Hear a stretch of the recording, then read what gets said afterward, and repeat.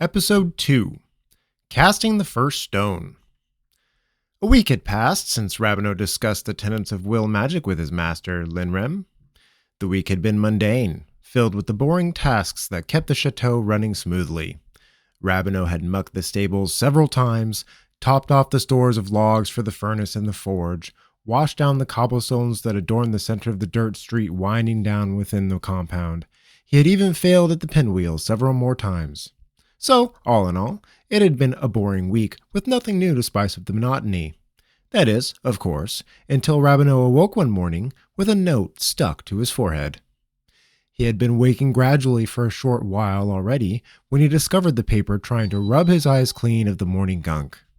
Opening his eyes and scowling, Rabineau pulled the parchment from his face, the sticky tack remaining on his skin, and read the note.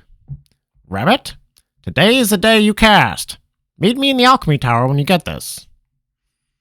Short and straight to the point. It was no mystery who had left the note, even if his master hadn't addressed it to Rabbit.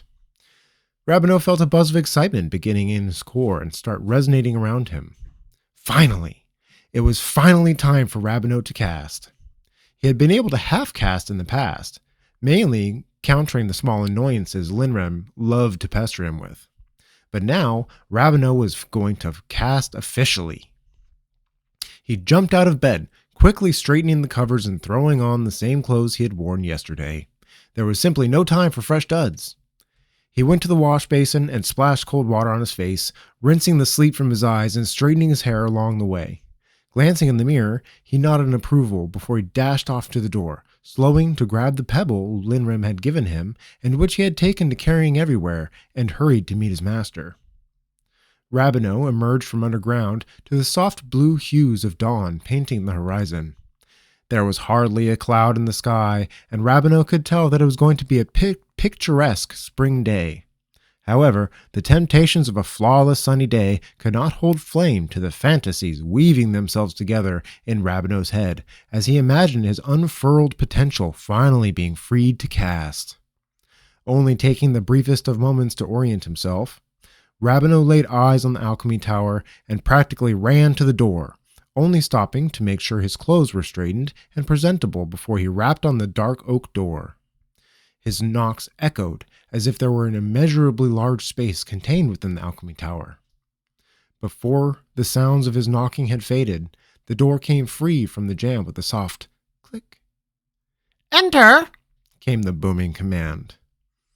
Rabineau hurried to obey, pushing open the surprisingly heavy door to wriggle into the space before turning to hurriedly close the door behind him. However, as he turned to close the door, he saw that the door was already closed, nestled fast into the frame. Frowning, he turned to face the room he had just entered. Impossibly, as the echoes had indicated, the inside of the alchemy tower was easily twice as big as the outside of it portrayed. Shelves lined and protruded from the walls and contained boxes, bottles, crates, carafes, tubs, cups, and more than Rabineau could identify. They held plants, alive, dried, preserved, chopped, diced, salted, and even some that were stretched over fabric and kept in place by needles piercing through.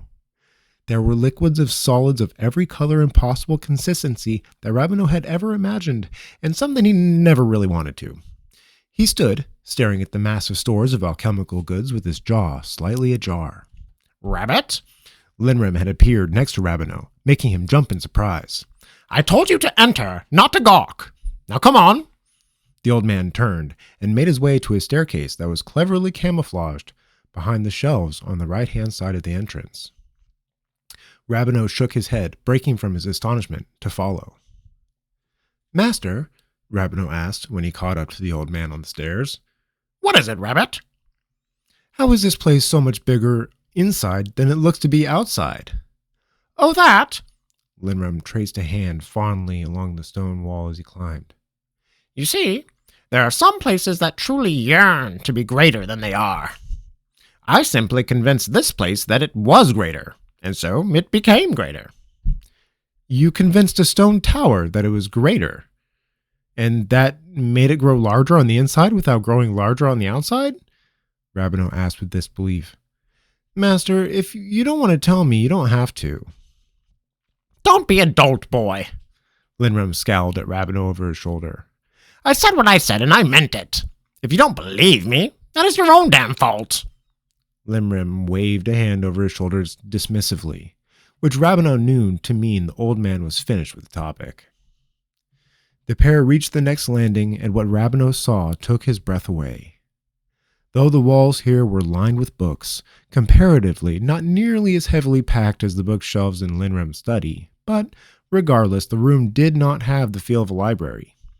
Rows and rows of countertops, each an independent yet nearly identical copy of those around them, held tools and items that Rabineau had never seen before. Although the countertops mirrored one another, the things on top of them did not. Some of them held glass contraptions that ballooned out in spots, only to narrow into tubes and go spiraling about. Others were suspiciously bare, only holding a single metal pot on its surface. Each countertop had a shiny metal grate near the center, perfectly round and about the size of Rabineau's palm. He wondered what these could be for before he laid eyes on one of the nearest counters, and his question was answered. From the grate issued narrow jets of blue flames. Rabineau had never seen fire act in such a manner. Pretty neat, huh? Linram stood watching Rabineau with a grin on his face. What is this place? Rabineau asked in astonishment. This is my pride and joy, Linram answered, beaming as he looked around the room. My alchemy workshop. It is here that I conduct my experiments and concoct the elixirs and potions my clients ask of me. Rabineau turned to Linram in shock. You make potions for people? Did I stutter? Linram scowled at Rabineau. No, master, it's just... Rabineau sputtered. I had no idea. Of course not, boy, Linram scoffed. You're a child, and my apprentice at that. What on earth makes you think I must keep you privy to my every interaction? No, of course not, master. Rabineau backtracked. That's not what... Bah! Linram waved his hand once more. You're getting me distracted. Not what we are here for. I only wanted to show you the laboratory. We won't be venturing in there for quite some time. Linram turned and motioned for Rabineau to follow as he headed for and began climbing, the staircase tucked against the far wall. Rabineau still stared at the rows and rows of equipment, powerfully curious as to what some of the bubbling concoctions contained. Soon, however, the stairs took them up and out of sight from the laboratory, smoothly gliding up to the third level. Much like the laboratory below, the walls on this level also held bookshelves filled with books. However, half of the wall space was replaced with chalkboards, some of which had various equations seemingly doodled onto their surfaces. The floor space of the room was wide and empty, no furniture adorning the space, yet a plethora of cushions lay around the edges. The middle of the room was entirely bare, dark polished wood gleaming. This, Linram began, using an arm to regally present the space, is the training room. Rabineau blinked at his master, taking a second before responding. The training room. Linram raised an eyebrow and glanced at his apprentice. Yes? What of it? Nothing, Rabineau said quickly. I don't know, I guess. He shrugged and motioned to the space around him. Looking around, I expected a name more... regal? Oh? Linram asked with a twinkle in his eye. Expected it to be more regal, you say? I mean no offense by it, master, Rabineau said quickly.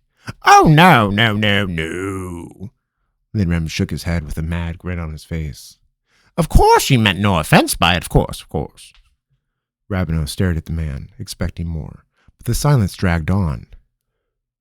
Rabineau opened his mouth to say something when Linram went powering on. Perhaps it is time for a new name, then, he said, stroking his wispy beard. Aha! I've got it! He looked at Rabineau, the twinkle back in his eye, before he danced to the middle of the room, spreading his arms wide. I present to you, he pirouetted, the Regal Training Room. The excitement and giddiness his master had, a true gift for bringing out in his apprentice, went whooshing out of him in a single, defiant, defeated sigh. Linrim cackled madly and pointed at Rabineau. Oh, you should have seen the look on your face, Rabbit! He did a little dance while he giggled to himself, spinning in a tight circle. Oh, ho, ho, my, that was worth it! Rabineau raised his hands in defeat. You got me, master.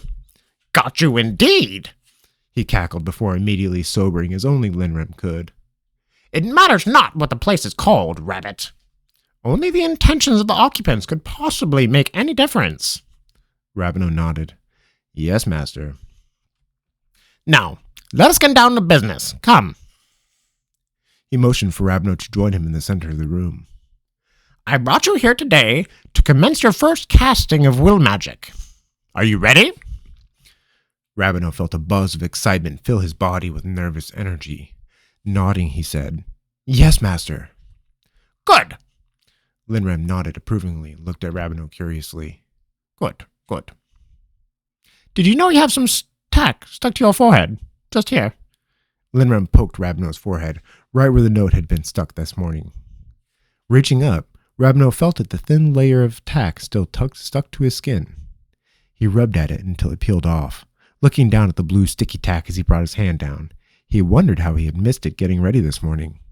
Honestly, Linrim said, it's like you're not even trying. Rabineau bit back the angry retort he was going to shoot at the impossible old man. Instead, he simply nodded. I was overjoyed to receive your instructions this morning, master. I must have been a little too eager to be on my way. Clearly, Linrim said flatly before waving his hand again. Besides the point, I trust you have the stone I gave you? Stone? Rabineau said before it dawned on him. Oh, yes, master. He dug into his pocket and produced a small pebble Linrim had given him after their lessons last week, holding it up for his master to see. Good, Linrim said approvingly. Now place it on the floor before you. Rabineau did so, and Linrim nodded. Now, I want you to move the pebble from where it rests. He indicated a spot on the floor a couple of hands' lengths away from where it currently resided. To that spot there. Eager to please, Rabineau's hand shot out and quickly moved the pebble to the indicated spot. Not with your hand, moron, Linrim scoffed, leaning forward and flicking Rabineau's forehead. With will magic! What in the world did you think we were here for? Landscape architecture? Rabineau scowled and opened his mouth to reply, when Linrim waved his hand dismissively again. Doesn't matter. Remember the principles I taught you when meditating, and you should have no problem with this task. Rabineau stared down at the pebble quizzically before he looked back up at his master. But, he began and immediately cut off. Yes, Linrim said, motioning towards Rabineau. Out with it, boy. Master, Rabineau said hesitantly, you haven't told me what to do. What are you, daft? Linrim said. I told you to move the stone from there to there. I don't see how my instructions could be more simplified. No, Rabineau protested. I mean, I don't know how to use will magic to do it. Well, that's what we're here for, isn't it? Linrim had a mad gleam in his eye as he spoke. Right, Rabineau sputtered. But I've never... What did I say? Linrim asked, leaning forward. Use the principles from meditation that I've already taught you. Besides, you already know how to cast. Now you just have to do it. So, Rabineau began hesitantly, I just command the stone to move while I touch my third eye and engage my well? Oh, I wouldn't command the stone, Linrim began sagely. Hard objects don't like to be told what to do. I would try asking nicely, see if that works for you. Rabineau stared at Linrim blankly, sure he was making a joke. You'll know you've mastered this technique. The crazy old man waved a hand slowly over the stone, and it simply slid across the floor. When the stone anticipates your desires. Master, Rabineau whined, that makes absolutely no sense whatsoever. Sure it does. Linrim flicked Rabineau's forehead. You simply lack the experience to make that knowledge useful. But that is what we are here to correct. Now, enough of your incessant jabbering, boy. Focus. Close your eyes. Focus on what it is you are trying to accomplish. Engage your will. and the rest should become self-explanatory. Trust me on this one, Rabbit. Rabineau scowled, crossed his arms moodily, and closed his eyes. It took the young mage several moments to balance out his emotions, level his breathing, and to bring his mind to that place of harmony. He arrived in the room like he always did. One moment, he was sitting in the alchemy tower. The next, he was standing before the mouth of his well. Rabineau blinked in surprise. The stone was sitting on the ground next to the well. As far as Rabineau could remember, there had never been anything else in this place. It was only ever the nondescript room and the hole. Only this time, there sat the incessant stone. Rabineau scowled even harder and walked over to the stone, bending to pick it up. He went to hurl it across the room in frustration, when he realized that the stone had never left its place on the floor. Immediately, Rabineau's frustration evaporated, to be replaced with an avaricious curiosity. He stooped low to the ground and examined the stone. From every angle, it appeared to be exactly like the stone Linrim had given him. It was only when he went to touch it that Rabineau discovered the difference. His fingers passed right through it, as if it weren't there. He shook his head in confusion. Surely that couldn't be right.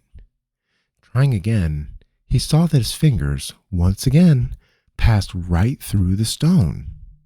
Only this time, there was the briefest spark of something else.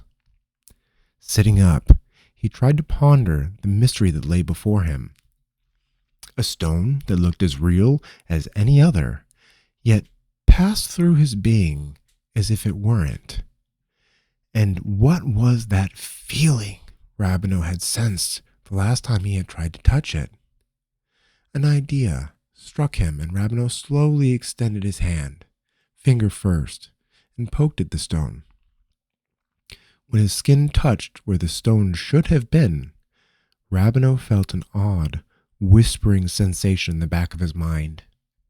He couldn't quite put his finger on it, but it gave him the strangest feeling of contentment, of being quite happy where they were. Thank you very much. With a gasp, he remembered what Linrim had said. Oh, I wouldn't command the stone. Hard objects don't like to be told what to do. Was there really some sense to the nonsensical spoutings of his eccentric teacher? Rabineau felt pretty sure that the feeling of contentment were emanating from the stone. Picked up where he made contact with it here in this place. I would try asking nicely. See if that works for you. His master's words echoed through his head once more, the sheer absurdity of it making him grin. Okay, he said to himself. No harm in trying, I suppose. Rabineau concentrated on the stone sitting before him. Will you please move to that spot over there? Rabineau stared at the stone for a long time, but nothing happened. Frowning, he reached forward and made contact with it once more, asking, Will you please move to that spot over there? This time, there came a distinct response from the stone, less of a verbal answer and more of an emotional volley. Oh, no, I don't think so. I'd like it here. Rabineau was so shocked by what he felt that he was torn from his meditative state. Gasping, he tore his eyes open to see Linrim still sitting before him, head quirked curiously to the side. What happened, Rabbit? The old man asked without moving his head back to an upright position. Rabineau frowned, grasping at the ephemeral memories of what had happened in that place. I asked the stone to move. Oh? He asked. And what did it say? Rabineau paused, unbelieving in what he had experienced. It said no. Bah! The old man rocked backwards as he laughed raucously, grabbing his sides in mirth. It said no! Ha! I'm so glad you can find humor in this, Master, Rabineau said in irritation, but I don't understand what just happened. Linrem sobered immediately and sat up so quick Rabino would have missed the movement if he had blinked. What on earth do you mean? I don't understand why the stone was in that place, and why my fingers went right through it, he answered. And I definitely don't understand how the stone could have possibly said no to me. Did you ask it nicely? Linrem asked in a tone so innocent it took Rabino aback. What? Rabino sputtered. Yes, I said, will you please move to that spot over there? Linrem tutted and shook his head slowly. This is will magic, boy. A simple request is superfluous in this endeavor. But you told me to ask nicely. Yes, Linrem said, nodding while he stroked his wispy beard. But you could have been far more persuasive. Persuasive? Rabino guffawed. It's a bloody stone. And yet, Linrem said, leaning forward and flicking Rabino's forehead, you asked it anyways. Because you told... Yes. The old man waved off his complaint like an errant fly. But wasn't there something that felt right? Like asking the stone was a step in the right direction? Rabino frowned and nodded slowly. It did respond. Linrem nodded sagely. And it gave you as lackluster a response as the question it was posed. Rabino only blinked at Linrem, totally lost. The old man sighed and began stroking his beard again. There are so many ways to ask the same question, Rabbit. Wouldn't you agree? Sure, Rabino answered shortly. So then, Linrem flicked Rabino's forehead again. Instead of simply asking, will you please move to that spot over there, you could have told it that you thought that spot over there was, in fact, a much more delightful place for a stone to be, far more exciting than its current space, and wouldn't it just be grand to move on over to that spot? You make it sound practically poetic, Rabino complained. Did I just say to be more persuasive? Linrem scowled. Will magic is not a blunt weapon to be forcefully swung at every opportunity. More like an intricate dance. One in which you control the direction with ever so subtle cues. Rabino had never really danced, certainly not with a partner, so the full depth of the metaphor sailed cleanly over his head. However, he got the gist of it. Nodding slowly to himself, he internalized what his master said and closed his eyes once more. He was back in that place, and there was the stone, on the ground as it was before. Rabino moved swiftly to it and sat cross-legged. Extending his hand, he touched the stone and once again felt the contentment. Taking a note from Linrem's book, Rabino tried another approach. You know, I thought you might enjoy a spot made specifically for you, so I went ahead and did just right that. Let me start that sentence over again. Damn, I messed that up. All right. You know, I thought you might enjoy a spot made specifically for you, so I went ahead and did just that at that spot right over there. I think it's the best damn spot for a rock there ever was, and it would make me just oh so happy if a stone would occupy the space it is intended. Would you like to be the lucky stone that moves on over and takes that special spot? This time, the stone purred with agreement. The feeling vibrated up Rabino's arm and into his chest, where it bounced around his ribcage like a wild bird seeking escape. Fighting back both panic and the sheer excitement over having done the thing, Rabino did what he knew came next and reached out, engaging his well. The power of the casting building in his chest yanked him back to the real world with a snap. Rabino opened his eyes wide and gasped in astonishment. That's it, Rabbit! Linrem shouted in encouragement, eyes wide with excitement. Now, the last step! Instinctively, Rabino reached up and touched 2 fingers to the center of his forehead. Making contact with his third eye and releasing the pent-up will magic, the casting rushed from Rabino's body in a flurry that felt much like a flock of birds leaving their perch all at once looked. That is to say, multifaceted and chaotically coordinated. The aftermath left him feeling more than physically drained. Panting, Rabino opened his eyes and looked down. The stone was slowly sliding across the floor, coming to a stop right where Linrem had told him to put it. Well done, Rabbit. Linrem beamed. Well done. Rabino promptly passed out.